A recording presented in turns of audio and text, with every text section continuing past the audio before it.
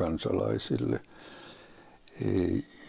Ja hyvin keskeinen tehtävä on myöskin huolehtia siitä, että eläkeläisillä on mahdollisuus saada äänensä kuuluviin yhteiskunnallisessa päätöksenteossa ja myöskin kuntien päätöksenteossa, koska kunnat vastaavat pääosin vanhusten hoidosta ja vanhuksille suunnatuista palveluista.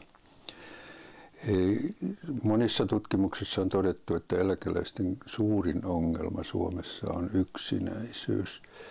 Ja yksinäisyydellä oikeastaan parasta lääkettä on osallistuminen muiden samassa elämäntilanteessa olevien kanssa yhteiseen toimintaan. Ja niinpä eläkeläisten järjestössä alusta alkaen hyvin monipuolinen harrastustoiminta on ollut keskeisellä sijalla ja se on ollut todella hyvä vastalääke yksinäisyyden ongelmalle.